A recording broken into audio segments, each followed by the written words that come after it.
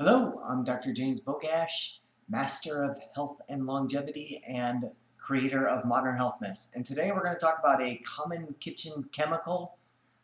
Say that 5 times fast. A common kitchen chemical that has been shown to interfere with the ability of your immune system to fight off a virus, which at any given time is an important thing, but definitely during the time of coronavirus and COVID-19.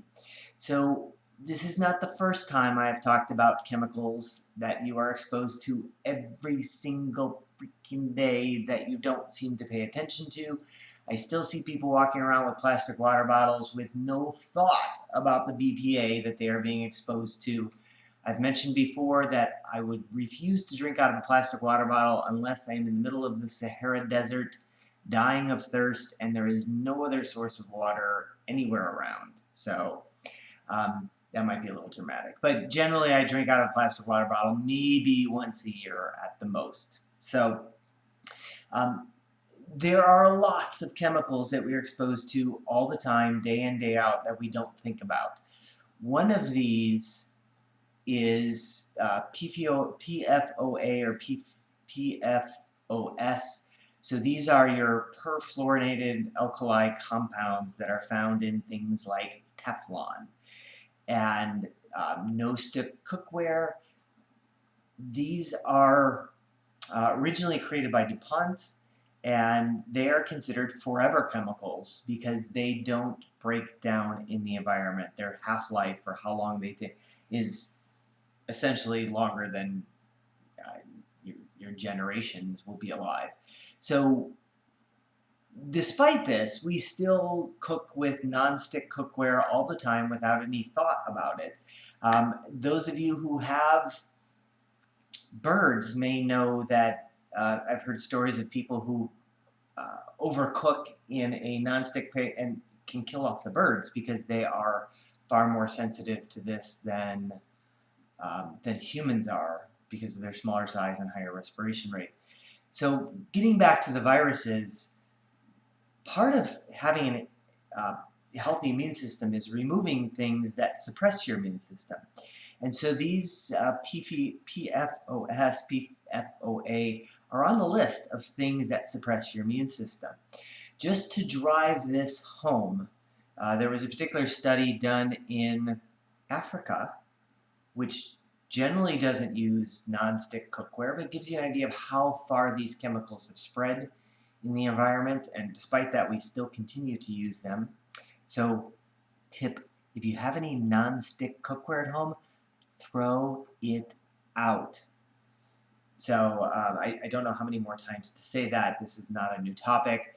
There was an entire movie dedicated to this in DuPont, and if you wanted to know how big money influences what we know affects our health, that's a great movie to go see.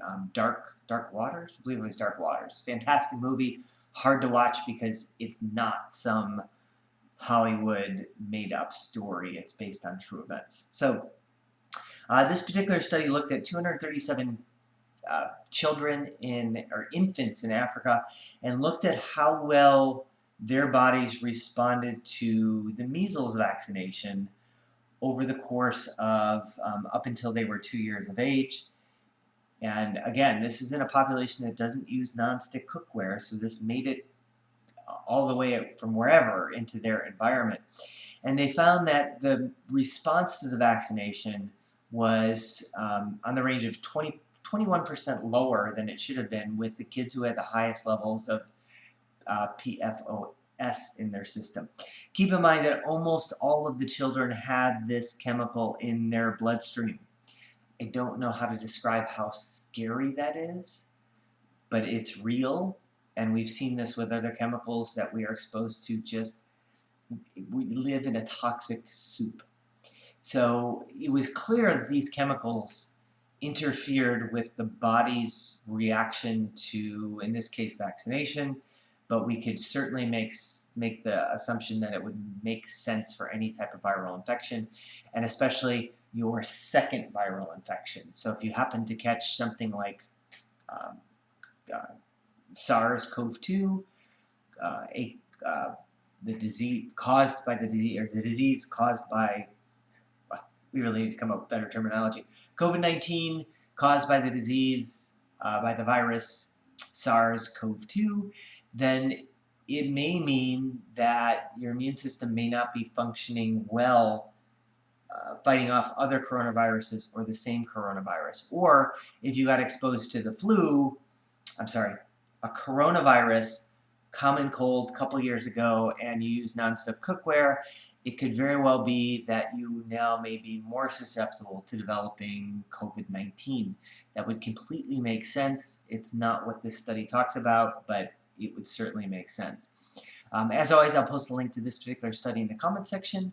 Make sure you like this video, share it with somebody who you know uses Teflon-coated cookware, and subscribe to the channel.